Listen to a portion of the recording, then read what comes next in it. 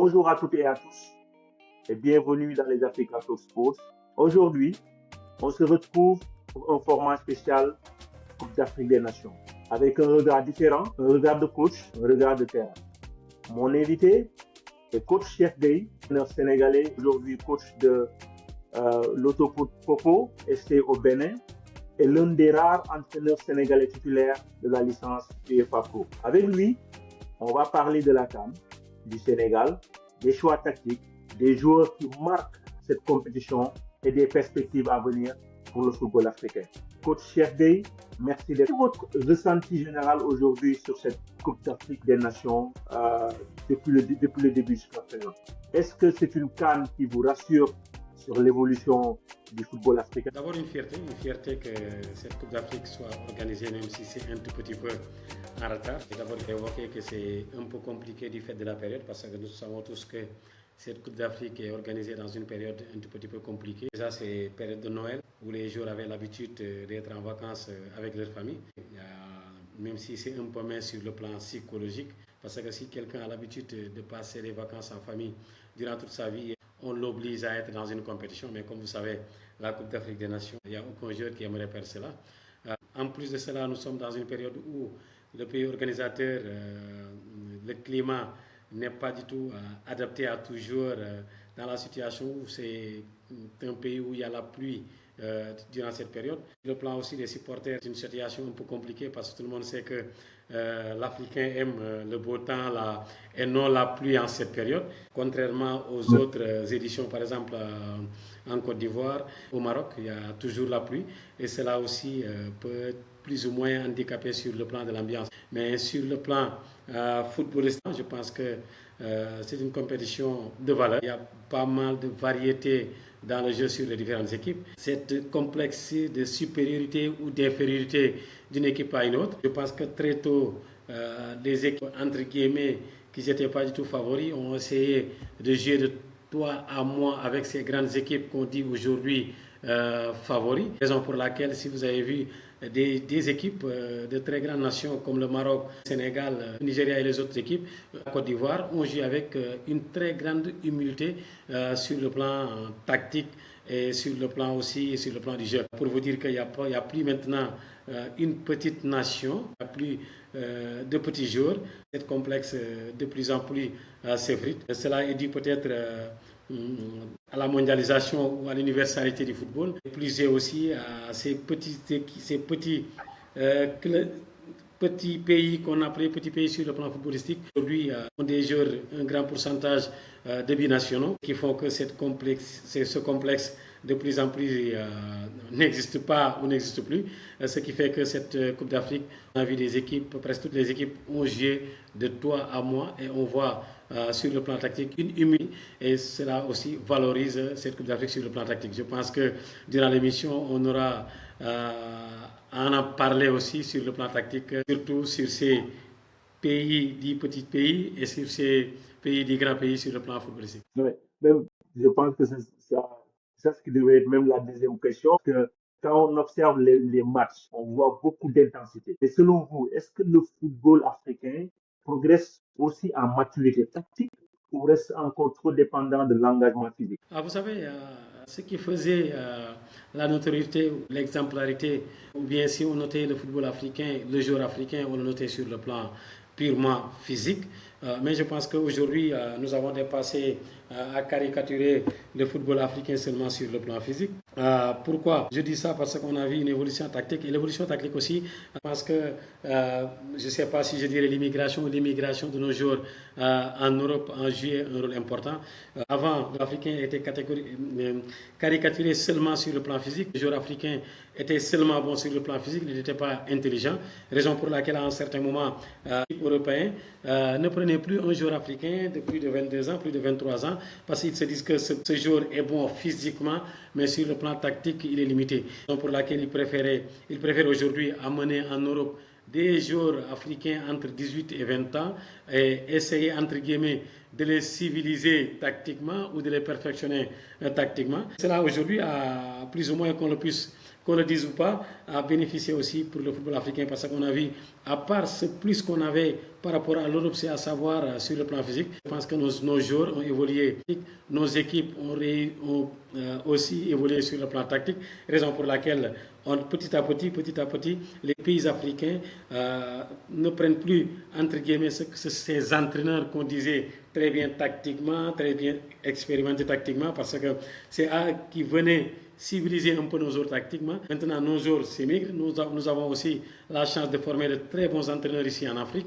Aujourd'hui, la preuve, techniquement, nos joueurs ont tactiquement, nos équipes évoluent. Sur le carré d'âge, nous avons que des entraîneurs africains qui ont fait de très bonnes choses sur le plan tactique. Pour vous dire qu'aujourd'hui, nous pouvons dire que cette Coupe d'Afrique au Maroc peut être des leçons ou des leçons tactiques. Vraiment, moi, je me plais de dire que ça soit le Sénégal, que le Nigeria, la Côte d'Ivoire, même la Tanzanie, on a vu, même le Soudan aujourd'hui qui a joué sur le plan physique, mais il faut une intelligence tactique ou bien une amélioration tactique.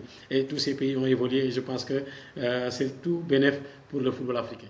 Mais est-ce que vous connaissez d'autres sélections, comme vous avez mentionné, par exemple, le Soudan, qui était, je disais même, un outsider, que tout le monde pensait que c'était une petite équipe, mais qui rencontre le Sénégal, mais de façon à vraiment jouer sans autant avoir de complexe.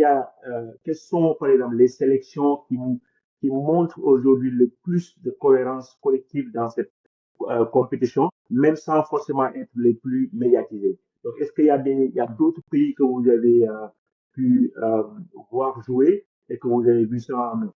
Moi, je pense qu'aujourd'hui, si on commence d'abord par ces pays qu'on dit petits pays, et moi je pense qu'il y a plus de petits pays au moment où les équipes jouent avec ces grands de toi à moi par leur évolution tactique. Je pense que le Soudan l'a fait sans complexe contre le Sénégal. Je pense aussi que la Tanzanie sur ce plan a bien évolué, a joué au premier tour avec des équipes sur ce plan qui ont évolué. Je pense qu'aujourd'hui, le Bénin aussi a évolué sur le plan tactique. Peut-être on peut reprocher à cette équipe béninoise un tout petit peu sur le premier tour, cette manque d'ambition qui a fait qu'il n'a pas beaucoup gagné, il n'a pas fait d'excellents matchs devant le Sénégal ou bien devant la RDC, même si devant la RDC, il n'a pas été dominé. On a vu tous que le Bénin sur les 3 matchs il avait capitalisé un excellent pourcentage de possession de balle.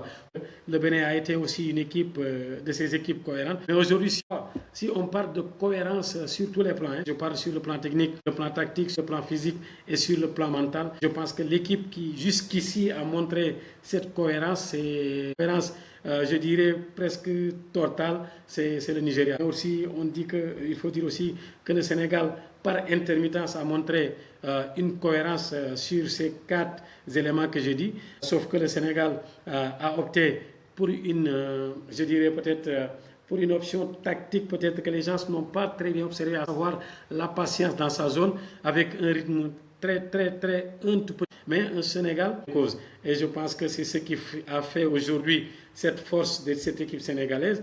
Et plus ce que les autres équipes n'ont pas, l'équipe sénégalaise cette année, c'est-à-dire cette profondeur de banc avec des joueurs avec une vivacité extraordinaire permet à cette équipe, dès qu'il mène un but et l'équipe adverse laisse des espaces, parce que si vous avez des joueurs qui sont remplaçants au Paris Saint-Germain ou qui sont remplaçants au niveau du championnat espagnol, donc vous apercevez plus ou moins la qualité de ces joueurs. Mais pour revenir tout de suite à votre question, si on parle de cohérence tactique, parce que moi je me base plus sur le Nigeria, qui a été pour moi l'équipe la plus complète en termes de cohérence physique, tactique, technique et mentale, sans pour autant minimiser la Côte d'Ivoire qui a été intelligente en se basant sur sa force, à savoir ses excentrés, Diomandé et le jeune qui joue au Manchester City, Diallo, Ahmad.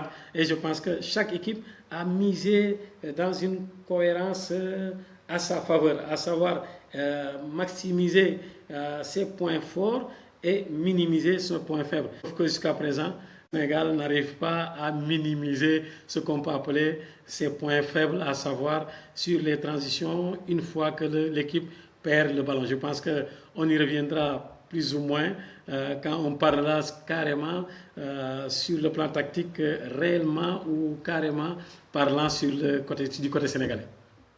Oui, mais parlons du Sénégal. Mais on voit souvent un milieu à deux, parfois un milieu à trois dans les jours de match, selon les matchs et les moments. En tant que coach, quelle appréciation tactique faites-vous de ces choix? Moi, je dirais jusqu'à présent, je dis c'est moi que le football a un peu dépassé, ou bien c'est moi qui ne comprends pas les analystes, les commentateurs et tout ça. Pourquoi je dis ça? Moi, je pense que le Sénégal, dans cette compétition, n'a jamais joué un milieu à deux. N'a jamais joué un milieu à deux, a toujours joué un milieu à trois, sauf que y a une amalgame qui se fait. Le 4-2, le 1, je n'oublie pas jamais le gardien, le 1, 4-2-3-1. Comme le 1, 4, 3, 3, ce sont des systèmes à milieu à 3. Qu'est-ce qui fait la différence? C'est seulement le triangle qui sera opposé. Si on parle de système, pour mieux donner des explications, s'il y a un système qui joue un milieu à 2, ça serait le 1, 3, 4, 3 ou le 1, 4, 4, 2. Et là aussi, même sur le 1, 4, 4, 2, si on part du 4, 4, 2 classique, là on peut dire carrément c'est un milieu à 2 évidemment. Mais si on part du 1, 4, 4, 2 losange, là on voit au contraire même, au lieu d'être un milieu à 2, ça peut être même un milieu à 4. Pour vous dire que ça dépend de l'appréciation qu'en font les gens. Pour vous dire que s'il y a un système qui joue carrément un milieu à 2, c'est le 3, c'est le 1, 3, 4, 3, que forcément il y a 2 milieux de terrain, ou bien le 1, 4, 4, 2 classique. Donc pour revenir à votre question, le Sénégal, à mon avis, a toujours joué un milieu à 3, c'est 2 pivots, un organisateur, ou bien un sentinelle et 2 intérieurs. Maintenant, où se trouve le problème? C'est que quand on joue 1, 4, 2, 3, 1, ça veut dire que ce que les gens appellent un milieu à 2, l'équipe, à mon avis, réalise ce qu'on appelle, si c'est bien travaillé, cette notion d'équilibre défensif. Parce que quand tu joues avec 2 pivots, tes latéraux sont en haut et les 2 pivots restent en garde de la maison. Et en cas de perte de ballon, un des pivots qui couvre l'espace laissé par le latéral et l'autre pivot bascule le temps que latéral du côté passif referme. Donc pour moi, si c'est bien travaillé, pas de souci. Peut-être nous, on avait peut-être un tout petit peu de problème organisationnel de telle sorte qu'on ne gère pas ou on prévoit la perte du ballon. Quand une équipe joue un football dominant, c'est ça l'inconvénient. La plupart des transitions ne sont pas très bien faites.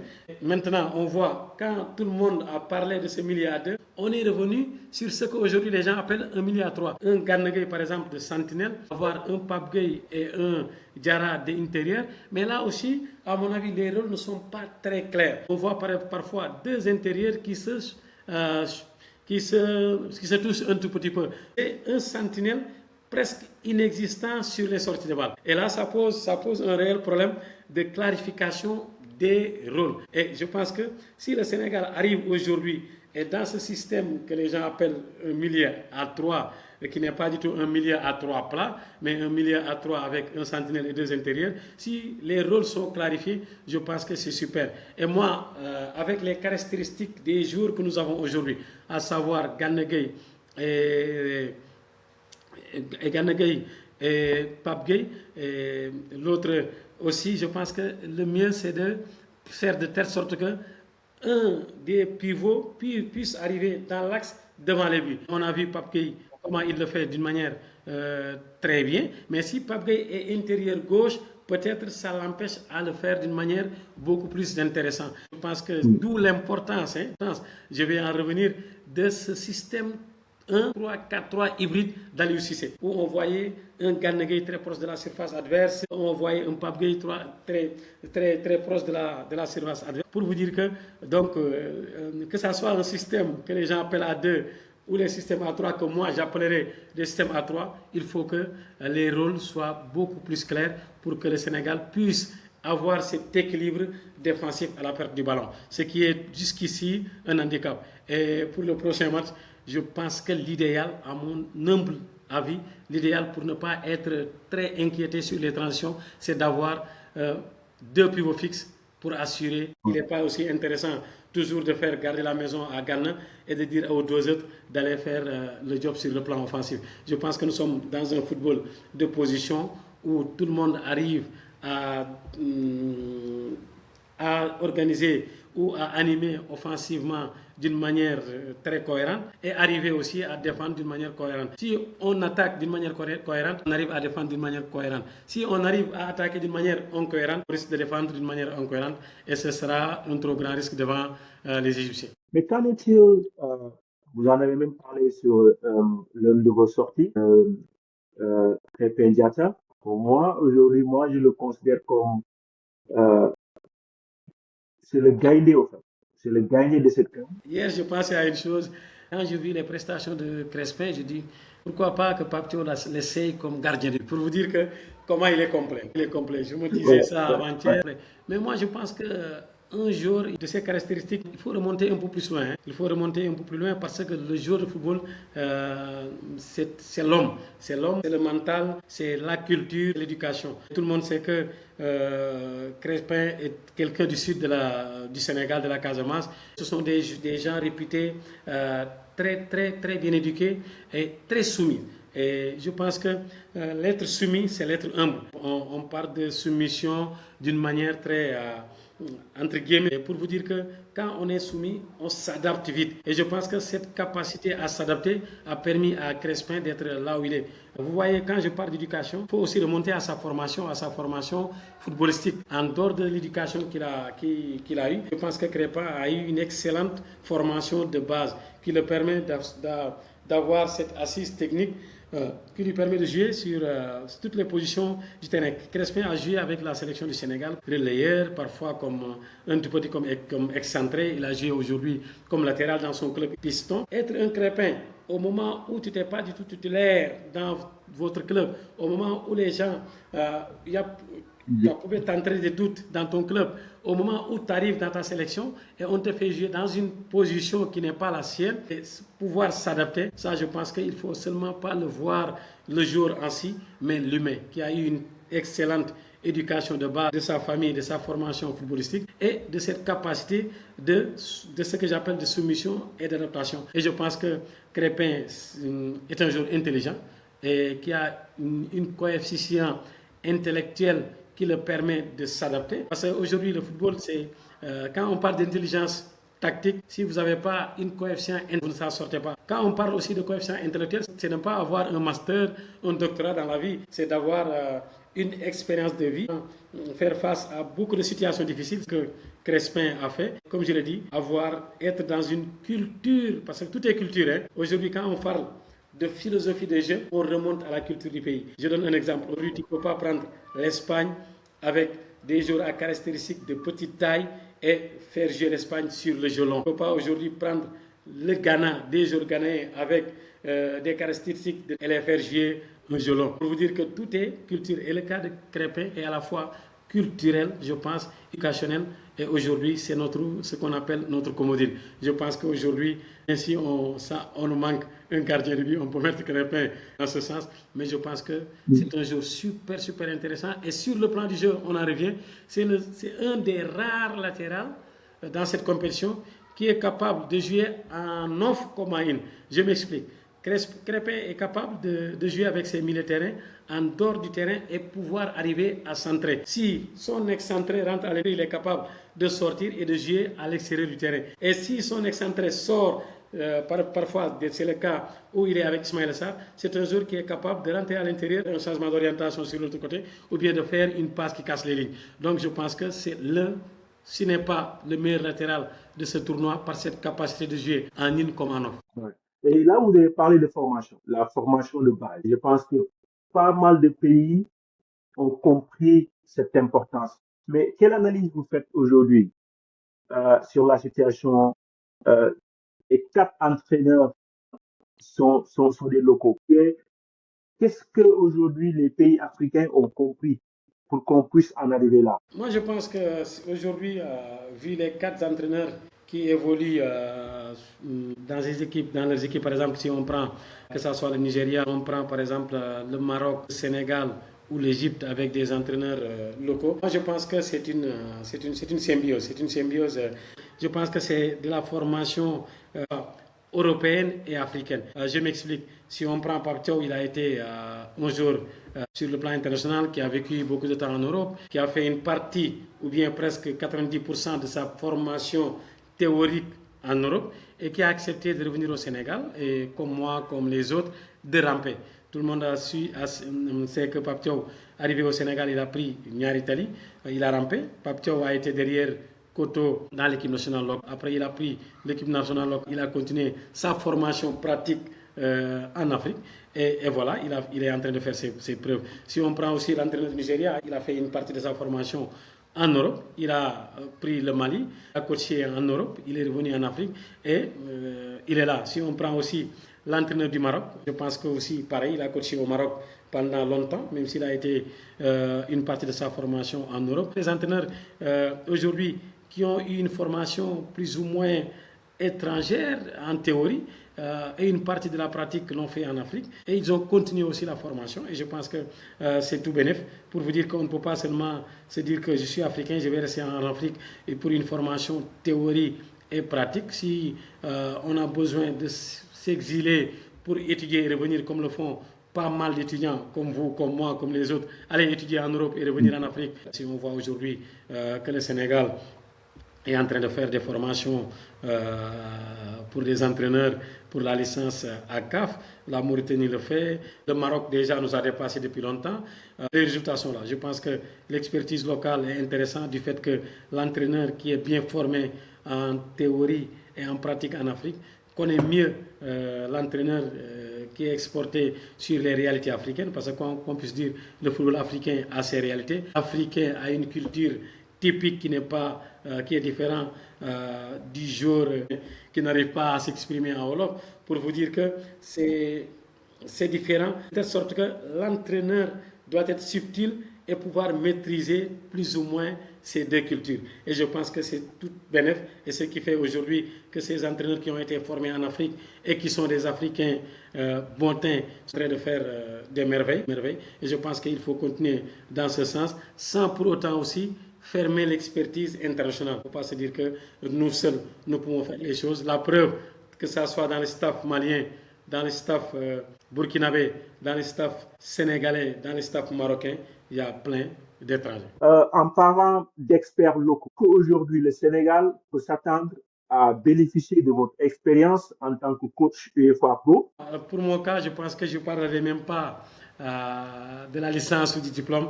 Je pense que j'ai été formé en Espagne depuis 2007 au niveau de la Fédération espagnole de football, en premier au niveau de la Fédération catalane de football et après au niveau de la Fédération espagnole de football où j'ai eu l'initiateur, le premier degré, le deuxième degré, le troisième degré espagnol et après la licence UEFA Pro. Et ce qui m'a motivé à retourner au Sénégal et à entraîner le Guédiawaye, entraîner le Stade de Mbour, à sortir, entraîner le Kaloum, lui, Popo. En un temps, j'ai amené le Diaraf en Coupe CAF et jusqu'en quart de finale de la Coupe CAF, je pense éliminé par le Coton Sport. Et pour revenir exactement à la question, oui, l'entraîneur ne dit jamais, un jour ne dit jamais à un coach, il faut me faire entrer, je suis capable de faire ça.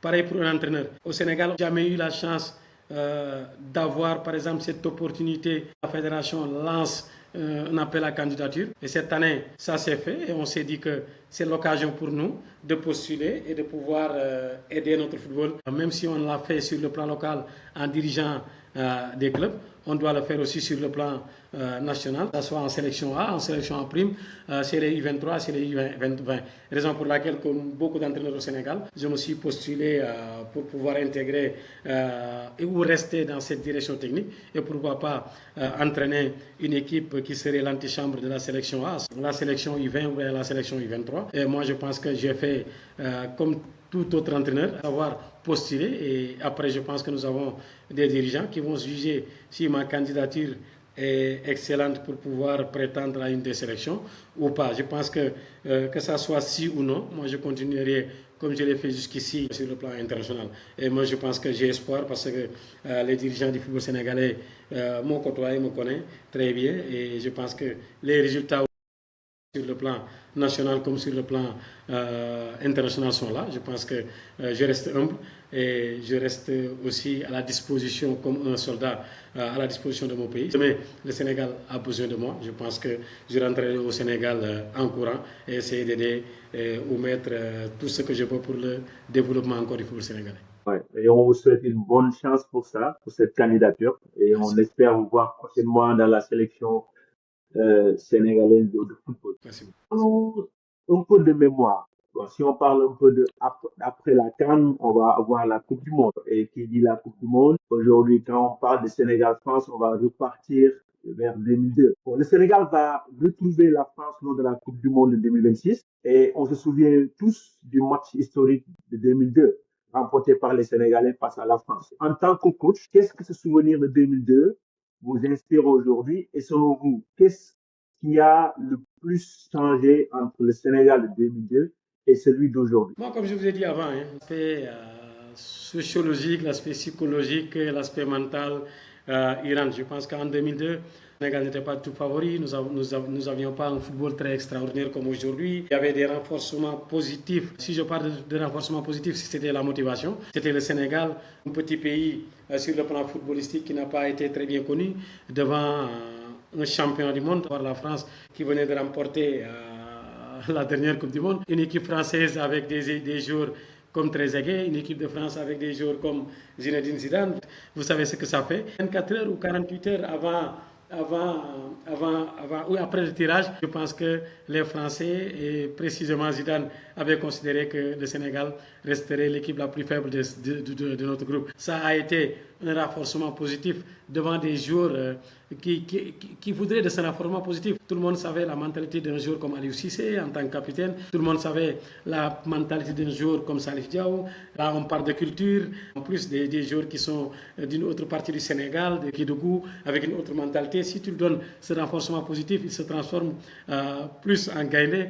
Un jour comme Elas Diouf qui voulait ce renforcement positif pour se montrer, paix en son âme, un jour comme Pablo Diop, pour vous dire que c'était un moment où personne ne nous connaissait parce que ce groupe a fait que après le Sénégal est connu par des pays scandinaves. Parce que moi, je me rappelle à ce moment, j'étais à Paris et j'étais souvent à la Tour Eiffel.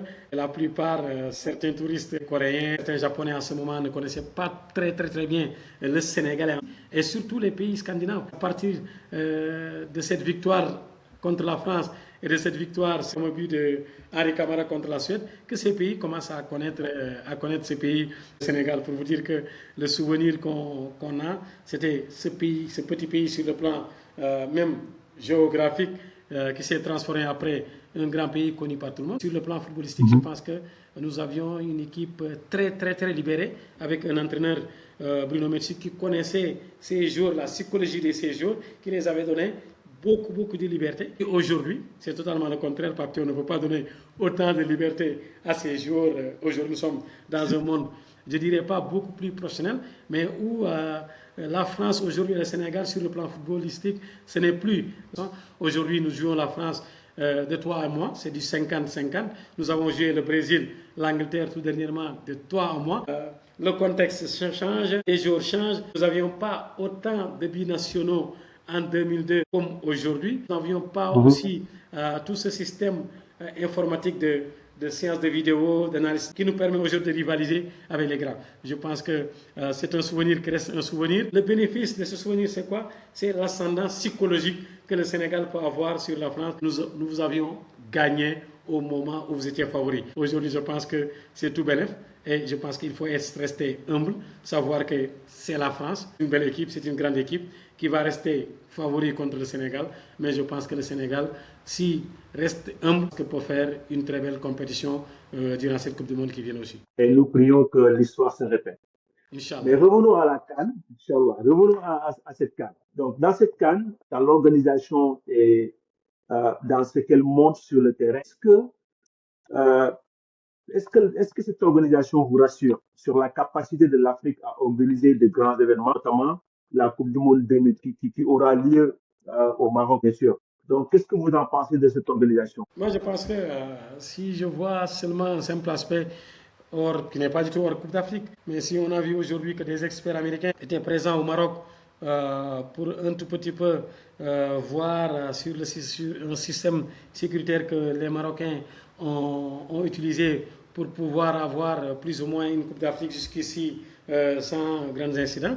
Je pense que sur le plan organisationnel, c'est du top. Je pense que l'Afrique a toujours eu des experts. Si aujourd'hui des Jeux Olympiques s'organisent par l'aide des experts africains et même sénégalais comme notre président, notre ami, notre mentor Jamil. Je pense que donc ce ne sont pas les experts, c'est l'ambition qui manquait peut-être aux pays africains. Aujourd'hui, comme le Maroc l'ont compris, et tout dernièrement en 2010, je pense qu'il y avait une très belle organisation en Afrique du Sud. On ne peut pas sortir l'Afrique du Sud de l'Afrique pour vous dire que nous avons des experts, nous avons cette capacité organisationnelle à faire.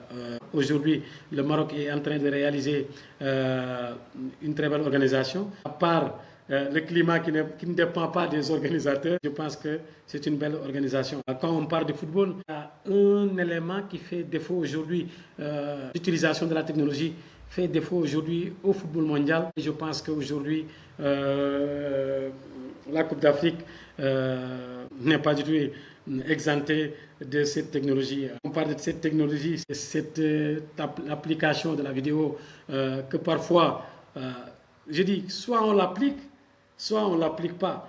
Je pense que c'est là où parfois ça fait un peu jager. On voit des actions qui méritent d'être checkées et qui ne sont pas checkées, des actions qui ne méritent pas d'être checkées et qui sont checkées. Et je pense que si sur ce plan, on arrive à corriger sur les 4 derniers matchs qui seront des matchs avec beaucoup de bruit sur le plan de l'arbitrage, je pense que le Maroc réussira à cette Coupe d'Afrique. C'est important ce que vous avez dit sur l'expertise africaine et des personnes, comme vous l'avez dit, comme Jamil Faye, qui sont toujours là à contribuer avec des événements, un événement qu'ils organisent annuellement, qui est la Convention internationale sport en Afrique, et c'est même de regrouper ces experts-là et de parler de l'avancement du sport en Afrique et tout ce potentiel que engendre notre continent. Mais avant de conclure, parce que l'émission touche à sa fin, quel est le mot final que vous souhaiteriez adresser aux supporters sénégalais, aux amoureux du football africain et à tous ceux qui suivent cette CAN avec passion? Moi, je pense que en ce qui concerne le Sénégal, la patience. Nous avons vu des supporters ou des Sénégalais à la limite, je dirais pas trop exigeants. Je pense que l'exigence, c'est l'ambition. On ne peut pas, comme j'ai dit tout de suite, des joueurs sur le banc qui sont titulaires en Angleterre, ou bien qui sont titulaires dans un championnat ou bien qui sont titulaires parfois dans un championnat comme la France, et ne pas être ambitieux. Mais je pense que avec de la patience, je pense que ça donnera beaucoup plus de tranquillité au coach, à l'entraîneur, de pouvoir développer tout ce qu'il a comme philosophie de jeu. Je pense qu'aujourd'hui, Pape est en train de faire un excellent travail qui reste dans la continuité, qu'il faut le dire, de ce que Aliou Cissé a fait. Quoi qu'on puisse dire, a semé les bases d'un football sénégalais comme base. Aliou a semé les bases d'un football de discipline aujourd'hui, qui a permis aujourd'hui à part l'offensive. Et je pense que c'est tout bénéf. Et je pense qu'il faut encourager aujourd'hui la Fédération sénégalaise de football depuis Augustin et cette nouvelle fédération. Encourager et féliciter aussi le staff de Aliou Cissé.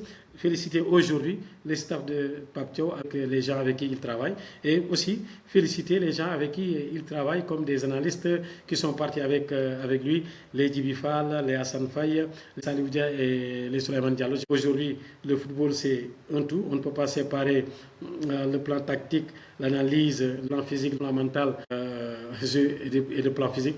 Donc, pour vous dire que je pense que le mot, c'est la patience aux supporters. Donner du temps à Pape Thiaw, je pense que si on donne du temps, je pense qu'on peut avoir beaucoup plus de satisfaction. Au football africain, je pense qu'il faut avoir de l'ambition croire en nous et je pense que savoir que nous allons dans un mondial qui sera très relevé et les équipes qui y participent peuvent faire d'excellentes choses. L'autre jour, je disais à FIFA ne nous permettent pas aujourd'hui de repêcher notre Nigeria parce qu'on a vu une équipe nigérienne très conquérante qui, s'il était au mondial, je pense avec ce football total qu'il est en train de faire, peut faire autre chose. Mais je pense qu'aussi, il y a des équipes comme le Sénégal, il y a des équipes comme le Maroc qui peuvent faire d'excellentes choses aussi. Ouais. Donc, merci beaucoup, coach, pour votre temps et pour cette analyse claire, posée et très enrichissante. Donc, merci à vous qui nous avez écoutés sur Africa Talk Sport aussi. Et on se retrouve très bientôt pour un nouveau regard africain sur l'actualité sportive africaine et à très vite. Moi, Coach, je pense que dernier mot. c'est moi qui vous remercie. Et je pense que vous m'avez eu parce que j'avais dit que durant cette Coupe d'Afrique, je ne vais pas parler ni du Sénégal ni des autres équipes. Mais vous m'avez eu. Je pense que si les journalistes sénégalais vont regarder l'émission, ils vont se dire comment c'est possible qu'à chaque fois ils m'ont sollicité. Mais je ne pouvais pas vous refuser. Vous, je n'ai jamais eu l'opportunité d'échanger avec vous dans ce sens. Et je pense qu'on a été ensemble des collègues de travail avec Jamil. Je pense que si l'opportunité se présente pour pouvoir travailler ensemble comme aujourd'hui, je pense que c'était pas du tout. Et en plus, c'était l'occasion aussi pour moi aussi, je parlais un tout petit peu du Sénégal et je pense que ça sera bénéfique pour eux pour la continuité de ce tournoi. Merci beaucoup et merci infiniment.